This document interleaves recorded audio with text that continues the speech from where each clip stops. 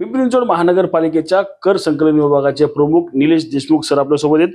Sir, काय सांगाल, पिंपरी चिंचवड शहरामध्ये गेल्या काही दिवसापासून मोठ्या प्रमाणात जे ते कर थकवल्या संदर्भात अनेक नोटिसा ज्या आहेत ते देण्यात आल्या. नक्की ह्या नोटिसा दिल्यानंतर काय प्रक्रिया असते ती? सर्वसाधारणतः आपण मार्च ते जून महिन्यापर्यंत आपण सवलत देतो. जून नंतर आपण वसुलीची कारवाई ही चालू करतो. सुरुवातीला आपण SMS द्वारे, ईमेलच्या द्वारे, पत्राच्या द्वारे आपण नोटिसा त्यांना देत असतो. त्यानंतर 7 दिवसाची आपण जप्तीपूर्व नोटीस देतो आणि 7 दिवसाच्या जप्तीपूर्व नोटिसीनंतर आपण त्यांना अधिपत्र हे बजावतो. ते जे अधिपत्र असतं त्या अधिपत्राला अधिपत्र ह म्हणतात, ह नमुना म्हणतात. त्याच्यामध्ये असं नमूद केलेलं असतं की या अधिपत्रात नमूद केलेली रक्कम जर आपण भरली नाही तर आपली ही मालमत्ता 21 दिवसानंतर लिलावास किंवा विक्रीस काढली जाईल. 31 मार्च 24 पर्यंत रोजीपर्यंत गतवर्षी आपण जवळपास 1200 मालमत्ता ह्या जप्त केलेल्या आहेत.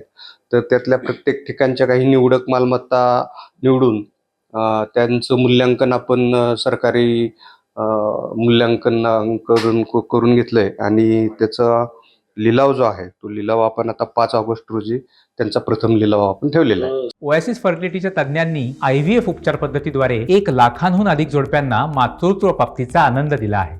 मोफत अपॉइंटमेंट बुक करण्यासाठी आजच संपर्क साधा. सर, नक्कीच आता आपण पाहिलं तर सध्याला पूजा खेडकर यांची कंपनी देखील त्या ठिकाणी होती. त्यांना देखील आपण नोटीस बजावली होती. त्यांना देखील हा जो नियम जो आहे तो लागू असणार आहे आणि किती दिवस त्यांना नोटीस देऊन झाले आणि त्यांची ती प्रक्रिया किती दिवसानंतर सुरू होईल?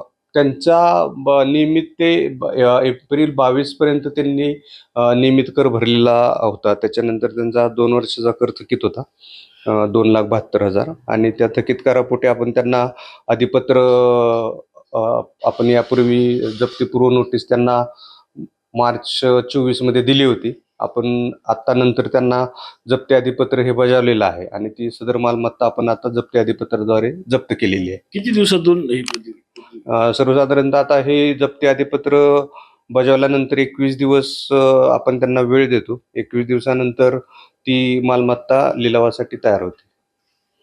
रणजित जाधव, TV9 मराठी, पिंपरी चिंचवड.